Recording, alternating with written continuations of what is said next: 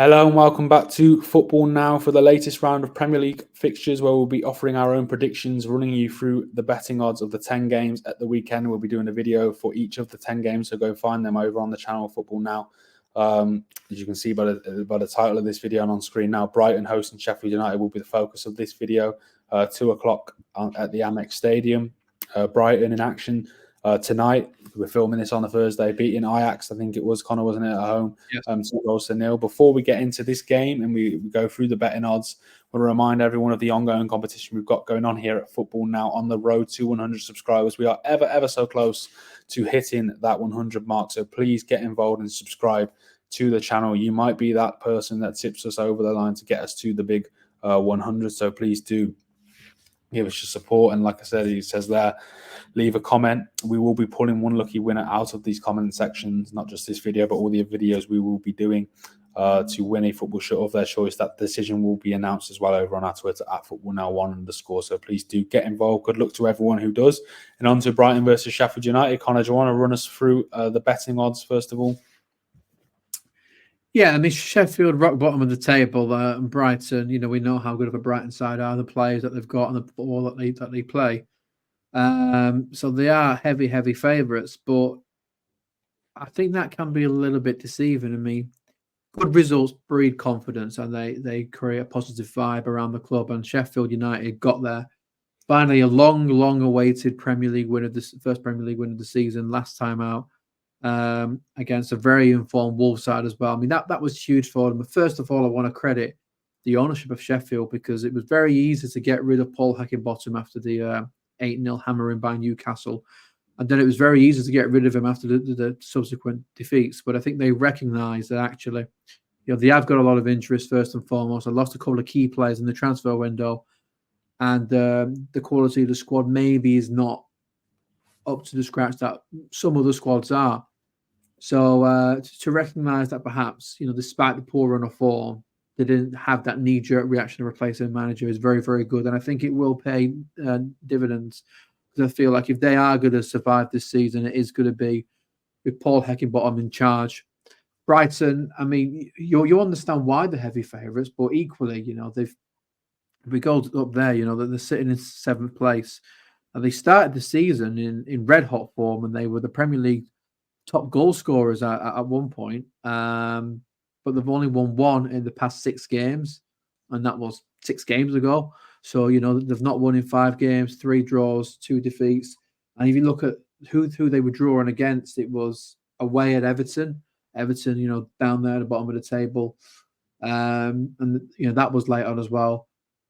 1-1 against Fulham, and we spoke about Fulham. Excuse me. They're struggling this season.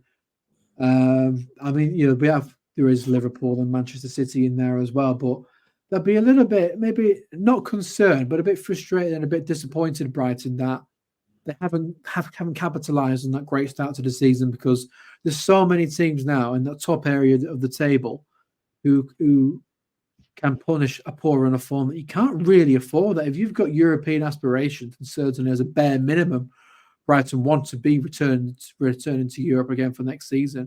Yeah, you can't afford really those poor run of results for too long, because Newcastle are in there now, Aston Villa are in there. You think at some point Manchester United and Chelsea will bounce back. So it's so congested. There's not enough European spots for teams that want to be in Europe. And West Ham, who are sitting in 12th place, they want to be in that conversation as well. So, yeah, they would be hoping that they would turn it around. I think they probably will turn it around here because they're facing a team right at the bottom of the table, but there's not enough value in the 1 to 4 considering what we've seen from the two sides recently. No, I agree. I think Brighton have had injuries, obviously, in recent weeks. I think Estepinian and James Milner could possibly return this weekend. Solly March, Danny Welbeck, and Enciso are still out for the home side. Sheffield United as well got a fairly lengthy injury list themselves. Chris Basham, Tom Davis, John Egan, Jefferson, Lowe, and Norrington Davis are all ruled out. Ahmed Odzic and McBurney could possibly return on the South Coast on Sunday.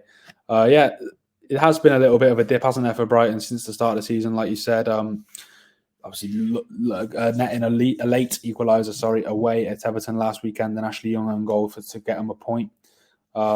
it is an Everton side who are kind of on the rise. So I suppose it's not the worst point in the world. I think they're in 7th place, considering it's their first season in Europe, Brian. I suppose that they're still trying to figure out that balance of playing Thursday, Sunday, of all these the games. Like we said at the top of the video, they got a good win. At home against Ajax. We do the good videos; they get the good wins. That's it. They get the best videos over here at Football Now. Even though we have jinxed Villa last week, but we saved that. But you can see what we mean by that in the last video. They beat Ajax tonight. Brighton, Ajax are struggling over there in the Eredivisie. I don't think that's a well-kept secret, but still, regardless, they got 2 wins now from the last 2 in Europa League. Brighton, I think they'll absolutely will have taken that if you'd offered them. It is a strange one. Like you said, Sheffield United, they got a massive win last time out at home to Wolves. Look, there's question marks over the penalty decision, but I'm sure from Sheffield United's point of view, they'll be thinking we'd use some luck on their side. I remember, watching them in the first couple of weeks, they were unlucky not to get something at home against Manchester City.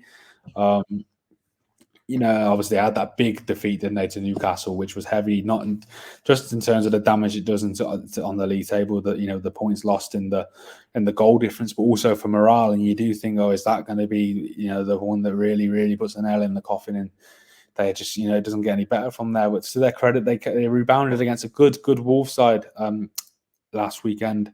That's a very big 3 points. I don't think many people saw that happening. I think we both went quite heavy on Wolves, didn't we, in terms of our predictions to win that. But credit to Paul Heckingbottom, like you said, as well. I'm just looking at their recent results, and before that Wolves game, it's all red.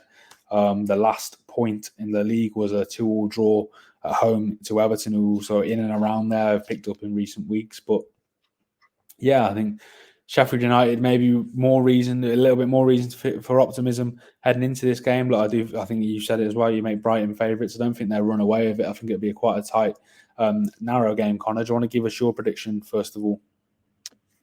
Yeah, I mean it's an important game. It's an important game for Sheffield. Obviously, when you are down there, every game is important. But the 2 after this are the really crucial ones, because they've got Bournemouth at home and again Burnley away. So they don't want to put too much into this. Well, actually, there's an international break, so I guess they can put what they want into it. Leave the bodies on the line. But I think they'll be looking at Brighton's form and thinking, if we can just take a little bit of performance from last week, and just don't concede any stupid goals, then they could get something. Because if they can replicate what they were doing at the start of the season, where they were unlucky not to get results where they lost the games, then they could get something from here.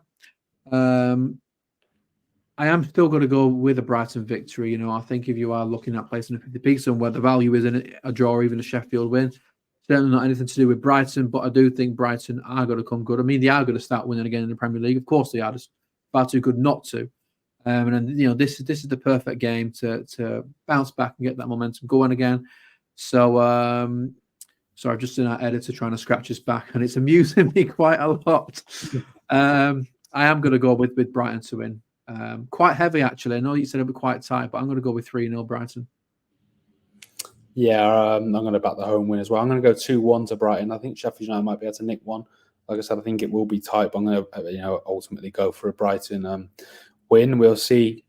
Was it 3-1 you said? Sorry. 2-1, sorry. 2-1, right. 2-1, yeah.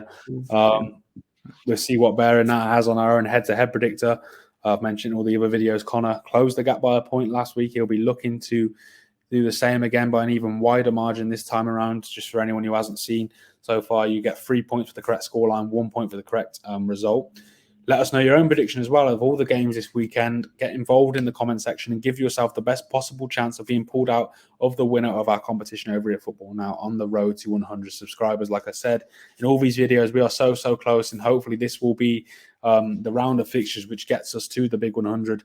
And the lucky winner will be winning a football shirt of their choice. The decision will be announced over on our Twitter at FootballNow1_ as well. So give us a follow over there. Good luck to everyone who does get involved. And we are now going to be filming the video for the final fixture of the weekend. Big game at the top of the table. Check that out. Whoa, hang on, top of the table. Man City are at the top of the table. Okay, that's okay. Man City are at the top of the table, yeah. Big game for Manchester City, sorry, should I say then, at the top of the table. Go check that out on the channel and all the other videos. We'll see you over there.